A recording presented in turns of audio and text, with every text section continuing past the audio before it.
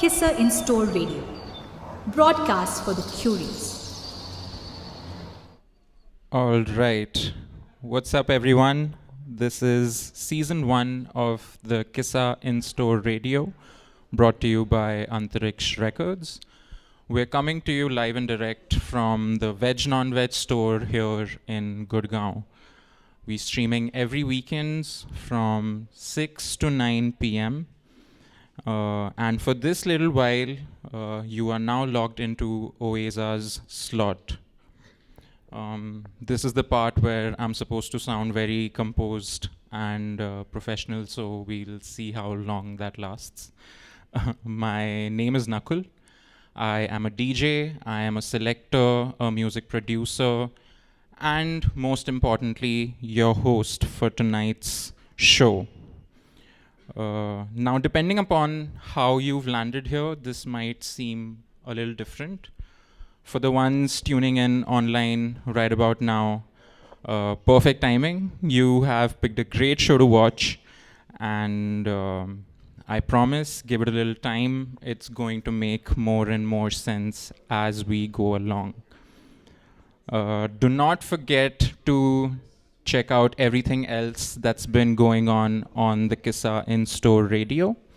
We had the launch and the record store day celebration on the 18th of April. We had the International Jazz Day special broadcast last weekend, and ever since then we've been having a lot of different artists come and curate really interesting and exciting shows for you all.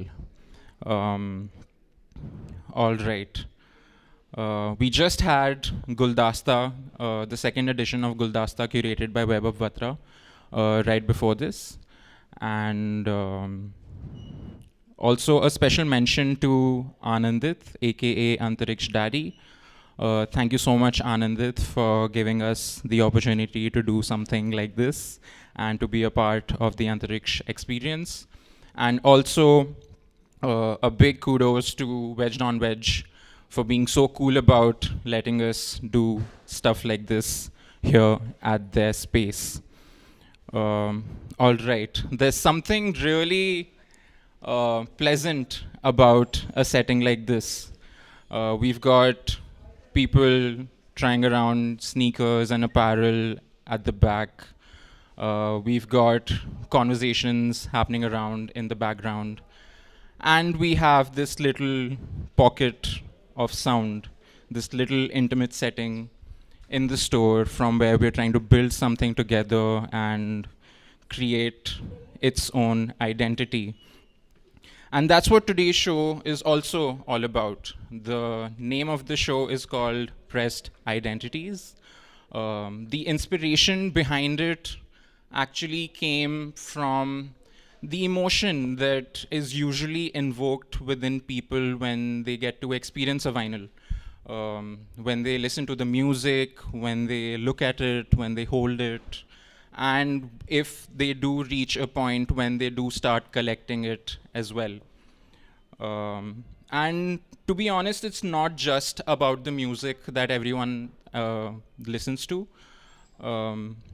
It also is about the artwork of the album. It's also about the design language that is used. It's also about the way that it's packaged, the way that it's pressed into something physical, and eventually gives us a feeling that is so magical.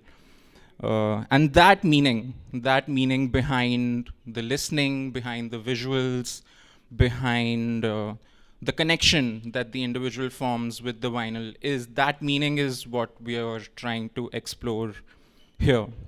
So with Pressed Identities, each episode is going to have the personal collection of the host being showcased. The host will be getting selected vinyl records to unpack in front of you all. And yeah, so let's get on with it. Today's show in particular is going to be about rediscovery. It's going to be about the vinyl albums that perhaps might not have received the recognition or the admiration at the time that it was released, but now are finally getting the respect and the love that the vinyl deserves when it's being rediscovered by individuals in the 21st century. And this act of rediscovery is actually what got me thinking about what listening is actually all about. And I don't mean when I say it in the form of streaming or in the form of usual consumption or in a way where we play the music at the back and we are perhaps doing 5 different things all at once. I mean actual listening. And the best way that I can explain what I particularly feel listening is the act of receiving aliveness. And I don't mean this in a very philosophical sense, not today at least. What I mean to say is that there are moments when the sound is existing within the space with us. And it's not just being played, but it is with us. And that's what I personally believe listening's all about. This belief was actually quite common back in the 1970s, especially in the US. There was a huge wave at the time where people actually started believing that, plants, they actually do listen to the music. Um, they respond to touch, to emotion, to uh, to the to also the music that they listen to. Now, how much of it is true or not, even I'm not so sure about it, and we will not digress. We won't get into that. But the fact that it actually made people believe is what we're trying to get to. And around all of this, around when they started believing in something like this, something different, right in the middle of that moment is this album that we'll now be talking about, Shows Up. This is Mother Earth's Plantasia by Mort Garson.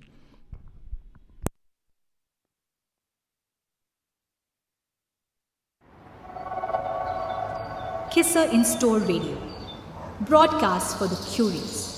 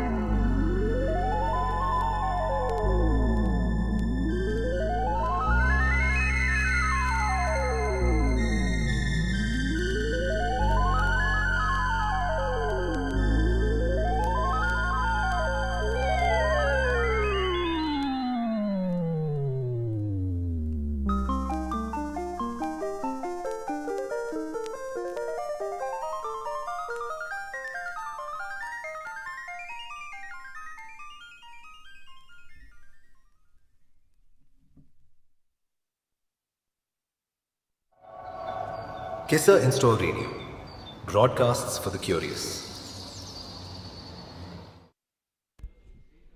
So that was the first two tracks of the album. The first one as the title, Plantasia, and the second one was Symphony for a Spider Plant. I'd show you guys the cover again. That's Mother Earth's Plantasia, and as the subtitle says, warm earth music for plants and the people who love them. Now, this subtitle also tells a lot about the vinyl in itself, because this wasn't actually entirely made to consume as a normal album. You wouldn't be able to go and find this in any store or a record shop for that matter. The only way that this was accessible at the time was it was given away with plants at just one store called the Mother Earth Boutique in Los Angeles. So it perhaps entered everyone's life the same way that a plant does. You take it home, you place it somewhere, and it just becomes a part of your space. Yeah, and perhaps subconsciously, that's how the change happens when you listen to it. Now the sound of the record in itself is quite interesting. Mort Garson, the artist, majority of the work that he had before this album, he used to make a lot of pop music, but then he got his hands on the Moog synthesizer, and post that, it was kind of a eureka moment for him. He shifted and pivoted his the kind of music that he was making from pop to a little more niche, a little more experimental. And with the Moog synthesizer, he started making sounds that seem a lot more futuristic and a lot more modern. That is usually what all the other artists that were using the Moog synthesizer at the time, they were structuring these kind of sounds which sounded very modern and futuristic. And perhaps Plantasia also has that sound as well. But Garson tried to make it feel very warm, very soft, in a way that it feels like it's growing with you. And that was the beauty of how he used the synthesizer. Now, at the time, the synthesizer was quite new. It just came about in the market, and it wasn't like the ones we have currently. They had a lot of cables, knobs, oscillators that we had to connect. We had to structure it from scratch and shape it piece by piece. Yeah, and at the same time, when the album was made, it didn't really take off too much, considering it was not positioned as a normal album should. It was more like a novelty rather than an album that you could just purchase and listen to. But then something really interesting happened. About a decade after it was made, people got introduced to the same sound, aspects of the same sound again when you would see kids perhaps playing The Legend of Zelda in their Nintendo games, in the Nintendo, sorry, and that sound is quite similar to one of the tracks that we will be listening to after this. And that's how the sound kind of got introduced to the people again. And at the time, Garson was not officially credited for it, but the music found its way to the masses again, pretty organically, pretty naturally, which is kind of wild because now the same kind of music that was actually made for plants is getting consumed by kids playing video games. It's insane. And that's perhaps where the idea of our show ties together with the album, because the identity of the record entirely did not stay fixed. It kept changing, it kept moving, it was consumed quite differently earlier, and now it's being consumed differently. So it got discovered, it was put out on the internet, and now people are trying to collect this and have a complete different context about it. Anyways, enough talk. We'll get to the next 3 tracks of the album. I'll introduce you the names right away. The first track will be called Baby's Tear Blues. The second one is Ode to an African Violet. And the third track, which was where the Legend of Zelda sound was also incorporated, is Concerto for Philodendron and Pothos. Let's get on with it.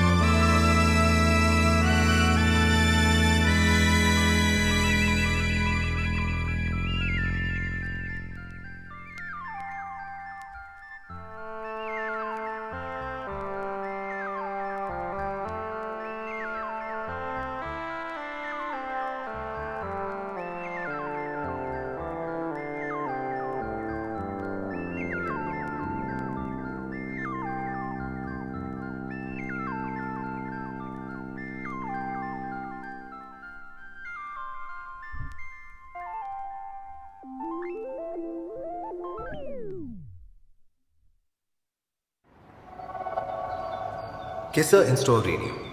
Broadcasts for the curious.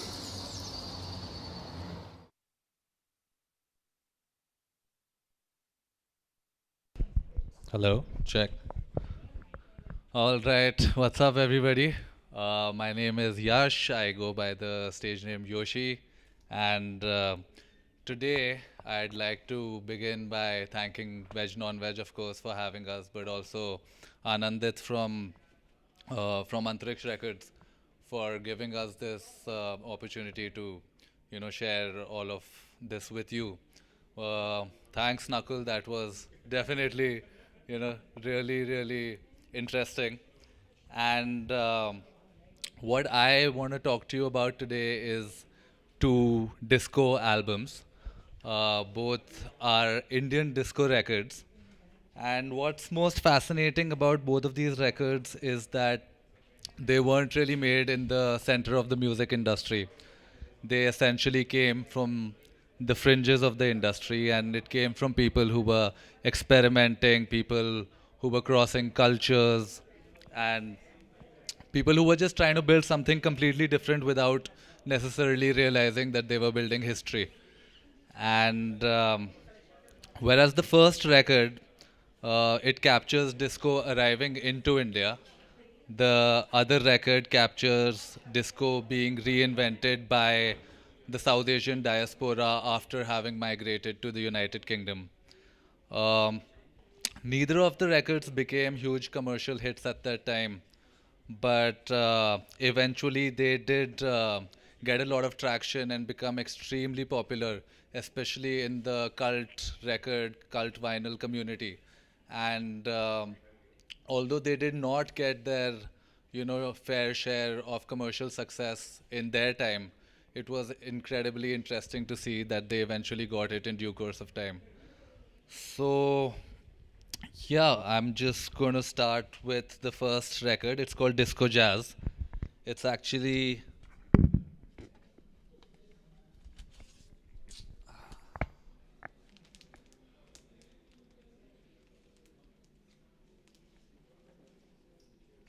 this one? Right. So that is the first album. It's called Disco Jazz, and I will get into how good it sounds and everything about it from a storytelling perspective, from a cultural perspective, from the perspective of sociology and anthropological perspective. But it is also one of the best looking records that I have with me. So I'm just going to take a moment to show it to you. Uh, it's incredibly exciting for me to play this record. So yeah.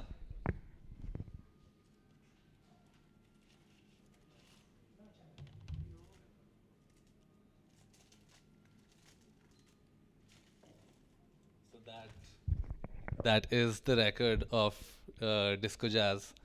Uh, Silver in color, kind of synonymous with disco. Very different to see a record like this. Um, so yeah, before I play this record, I want to tell you a little bit about how disco kind of came to India, and it essentially came with this artist called Asha Puthli, who became really, really famous internationally. She had a take on disco, which was kind of a mixture of soul, opera, and of course disco as well. And one of the most interesting things about her was that she was a regular at Studio 54, and she was also photographed quite often by Andy Warhol, which was really interesting given that time, especially for an Indian artist. And she basically set the blueprint for what is now known as Indian disco. So whether it's the records that I'm going to be talking about today, or whether it's others who followed suit like Nazia Hassan or Bappi Lahiri, all of these artists basically made music which emerged from the shadows of the work that she had done. And the record that I just showed you, it's called Disco Jazz by Rupa Biswas. And one of the things that's so interesting about the record is the year that it was released in. It was released in 1982, and this was a huge turning point for India culturally. It was the year that Indira Gandhi had gone to the United States after almost 10 years and had gotten a lot of traction for her visit to the United States. It was also the year that Gandhi by Richard Attenborough was released and had won 8 Oscars. It was the year when Banu Athaiya became the first Indian to ever win an Oscar. Uh, it happened to be the year when color television first came to India, and it was also the year that the Asian Games were hosted in Delhi. So that cultural context, I think, is incredibly important because it was the first time, I think, in the history of India where Indians started to feel that they had finally arrived on the global stage, and I think that makes it incredibly more interesting to just listen to the album in the context of all of that information. So yeah, I'm gonna tell you a little bit about Rupa's backstory. And Rupa was born in Bengal into a middle class family, and slightly uncommon at that time. There was actually a lot of emphasis on art and culture in her family. She came from a middle class family, but there were, of course, societal constraints. Women were not necessarily expected to have jobs or, do much when it came to their occupation. Um, and I mean, to some extent, it does continue to be like that today. But yeah, she continued to push and she continued to sing because that's what she loved to do. Even for the men at that time, I think the common occupations were to become a lawyer or to become a doctor or to become an engineer. So, given all of this context at that time, I think it was so much more interesting to see her just push forward and experiment. And she just kept singing. And one of the small breakthroughs that she had initially in her career was to be live on All India Radio. And back in the day, this was even before television was mainstream. Being on All India Radio was essentially like you've made it in life. You'd kind of you'd basically achieved national fame in India. And yeah, the way the album was made was also really interesting. Uh, Rupa was basically on a holiday in Calgary, in Canada, with her family.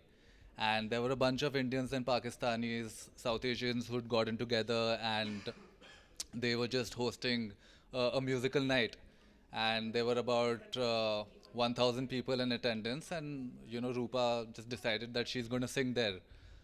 She sang her songs, she sang ghazals, she sang her geets, and there were two brothers in the audience, Ashish and Pranesh Khan, who became obsessed with her voice, and they pushed her to record.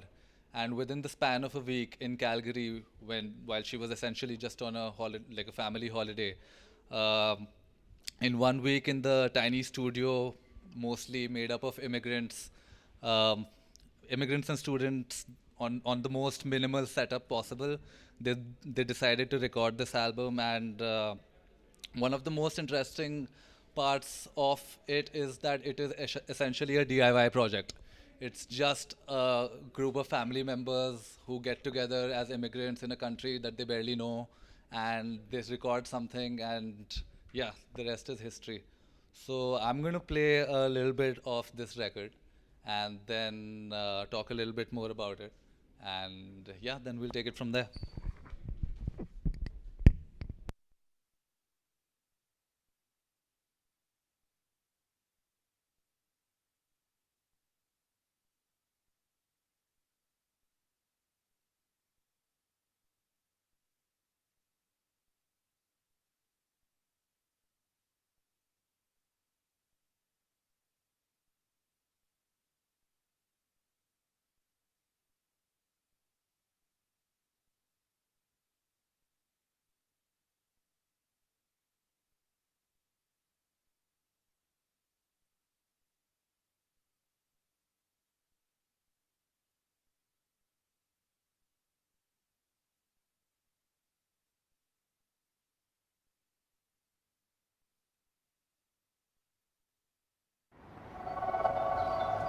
KISSA In-Store Radio.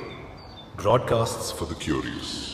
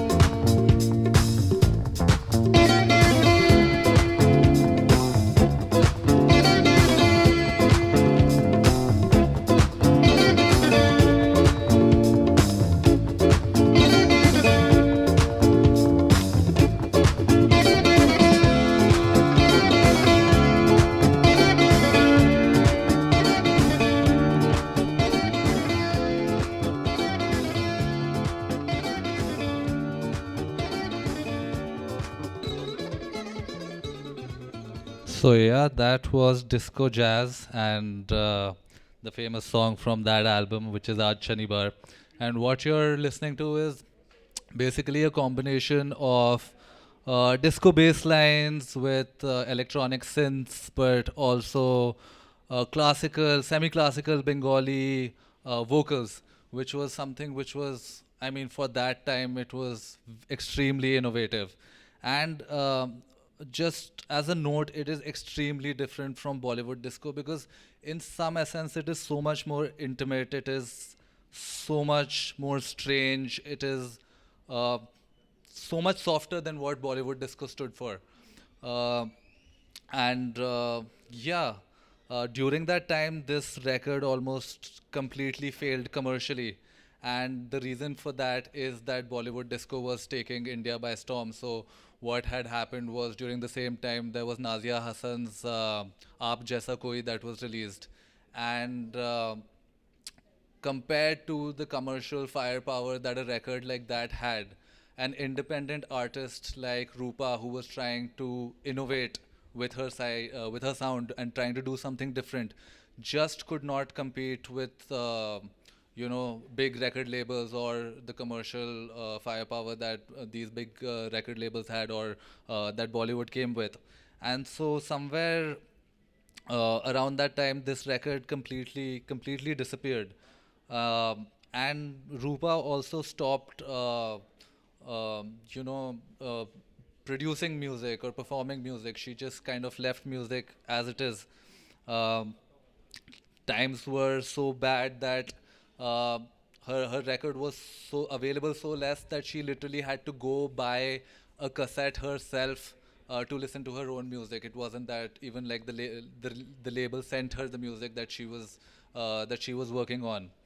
And many years later, I think it was 2016 when strangely YouTube's algorithm pushed this record forward in ways that we don't even understand, and it ended up becoming a cult classic uh, with collectors, DJs playing this everywhere from Croatia to the clubs of London, and the original copy of this record going for upwards of €1,000 just to own one copy of this.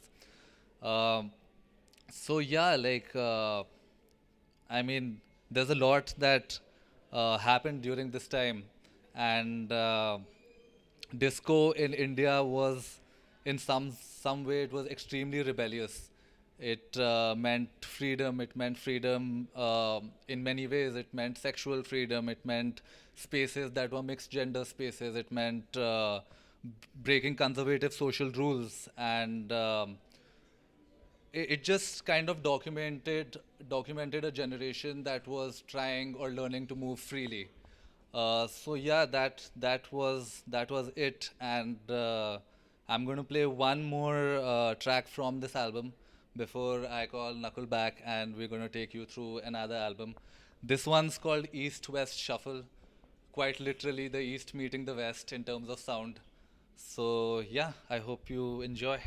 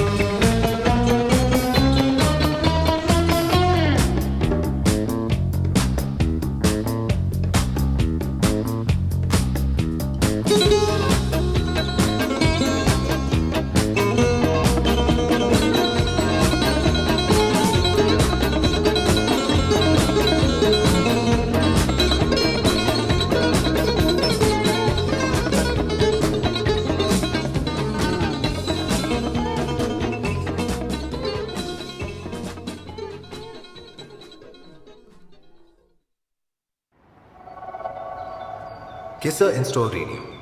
Broadcasts for the curious.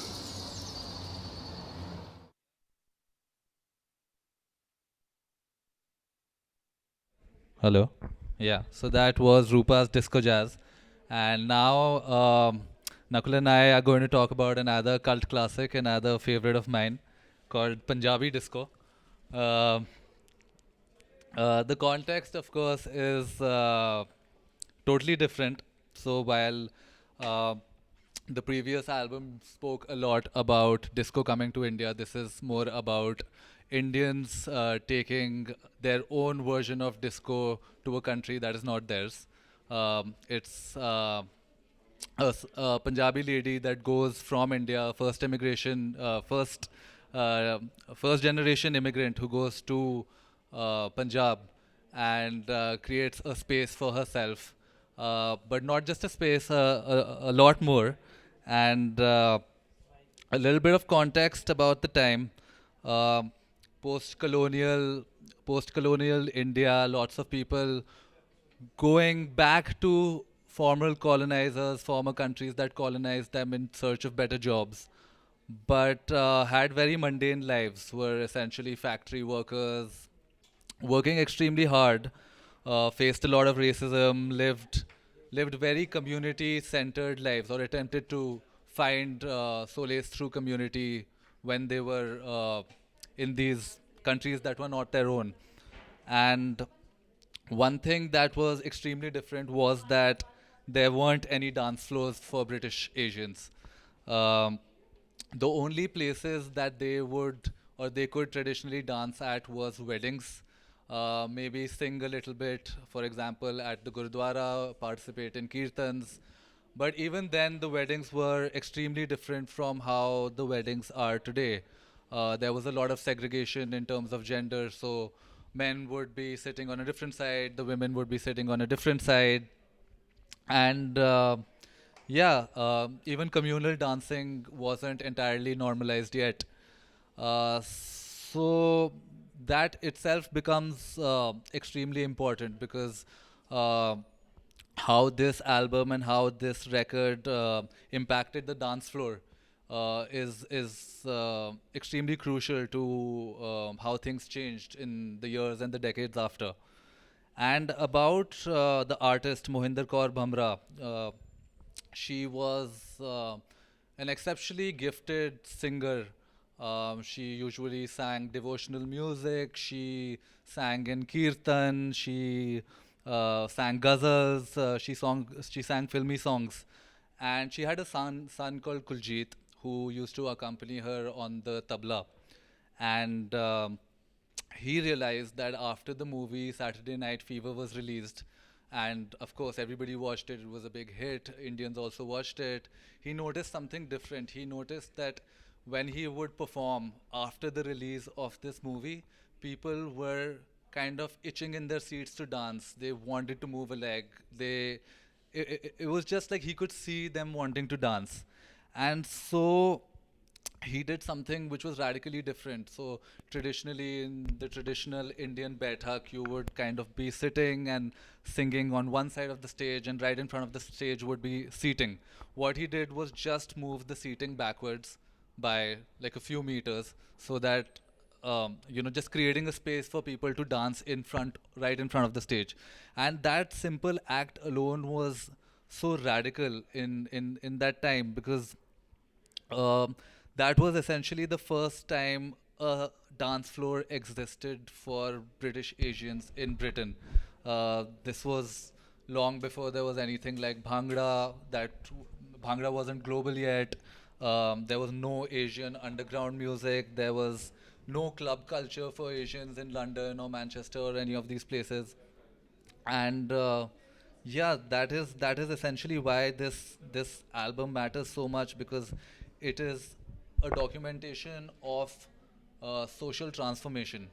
And Especially the sound also. I yeah, mean, yeah, considering this was back when it was, um, you know, the it sounds incredibly modern for when it was made, and also because perhaps Mohinder Kaur Bhamra's son Kuljit he got his hands on a couple of modern, at the time, modern equipments. And he started playing around with the Roland SH1000 synthesizer. He started playing around with the CR 8000 drum machine. And you could see the sound that is being picked by these equipments. You could see the distinction in the grooves, in the funky bass lines, and also in the drum machine rhythms that they eventually had in the album. Right. And it was quite traditional but quite futuristic altogether at the same time, which is quite insane. Yeah, it was a lot of disco grooves, a lot of funk rhythms, a lot of syncopated bass, but the lyrics were entirely Punjabi. The delivery of the vocals was entirely Punjabi folk music, and just putting all of those things together, created an almost a genre in itself, which was Punjabi disco. I mean, it wasn't just a record; it was almost the creation of a genre, intimate space for people to feel safe, a dance for people in a country where no dance floors existed for them. And one of the more interesting aspects of this album was, like Rupa Biswas's disco jazz, that it was entirely a DIY project. So everybody who worked on the album knew everybody else. It was almost a family affair. Like Mohinder Kaur Bamra was doing the vocals, her son was playing the tabla, he was also producing. He was producing. The younger one was also on the drum machine.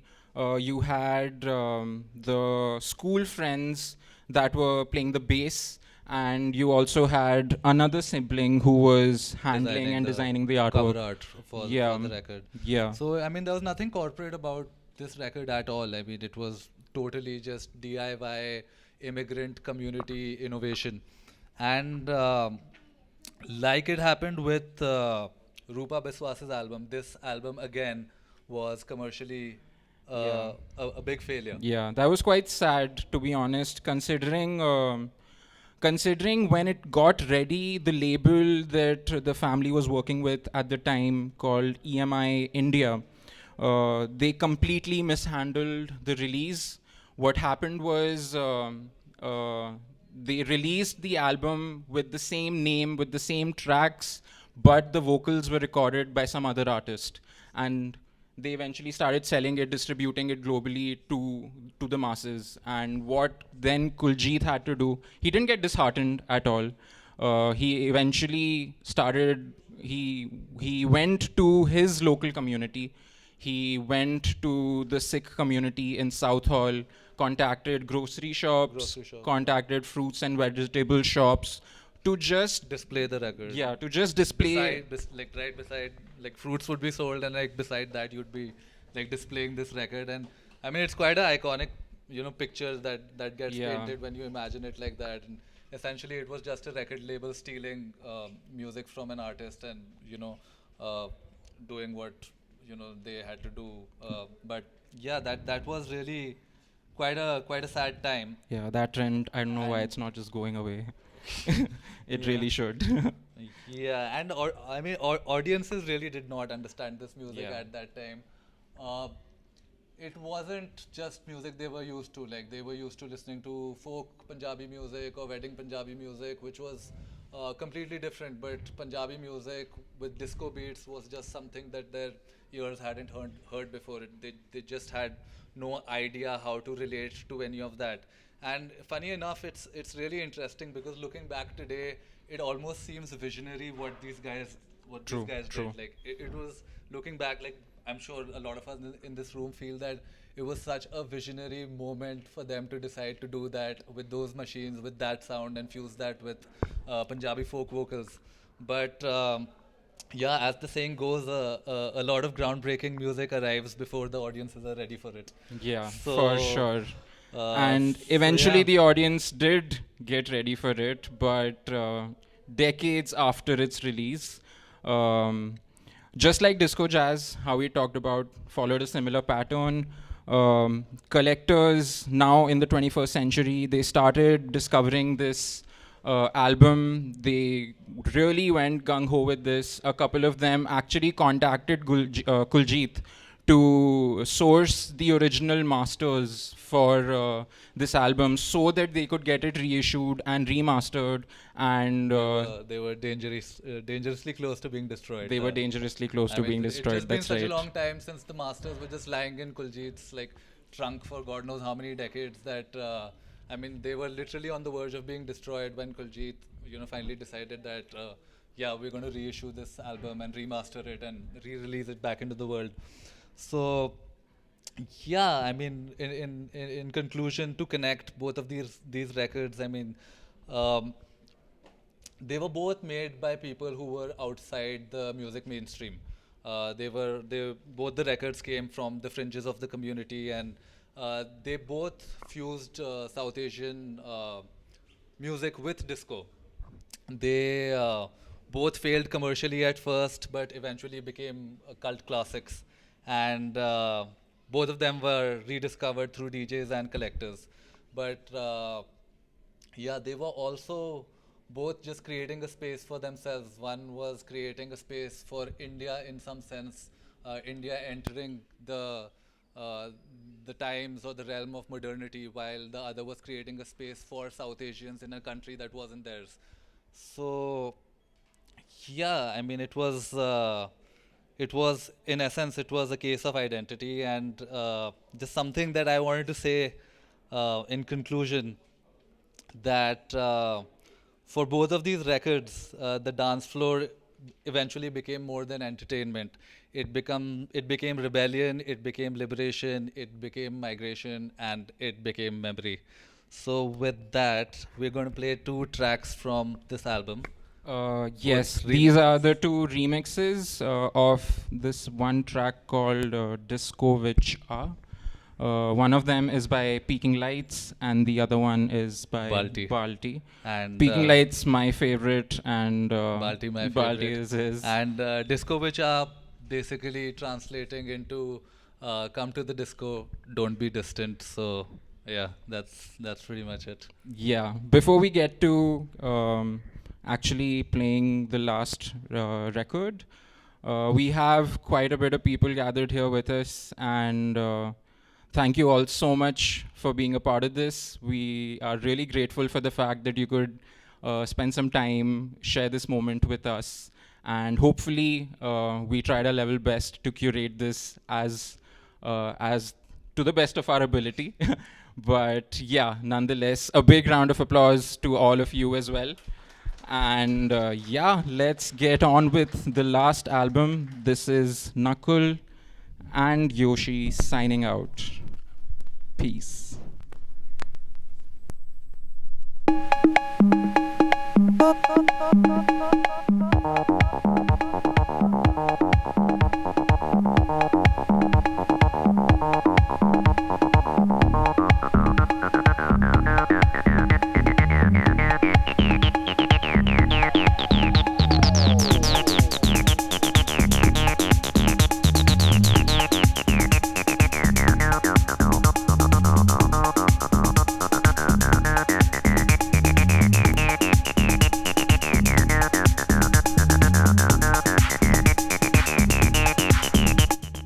And for our live listeners, thank you so much for tuning in. Hi, Papa. And a big thanks to Antariksh Records for letting us curate something so thoughtful. And also a big shout out to Veg Non-Veg as well. Thank you.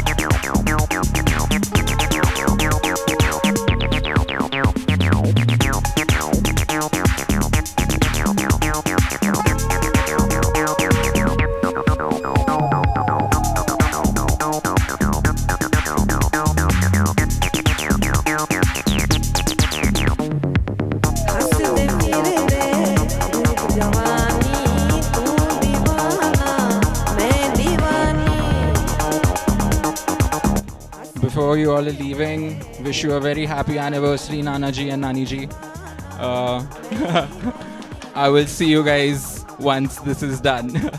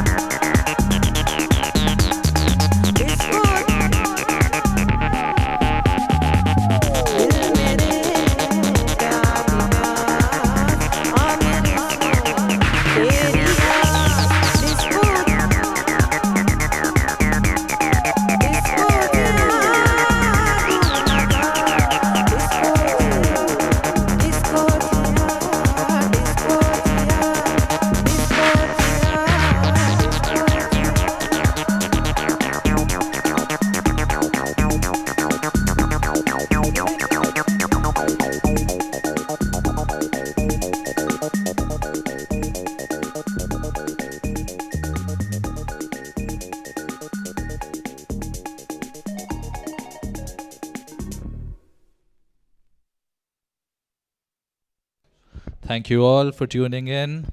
It was an absolute pleasure. This is Nakul and Yoshi signing off with our last track, Disco Which A Balti Remix. Thank you.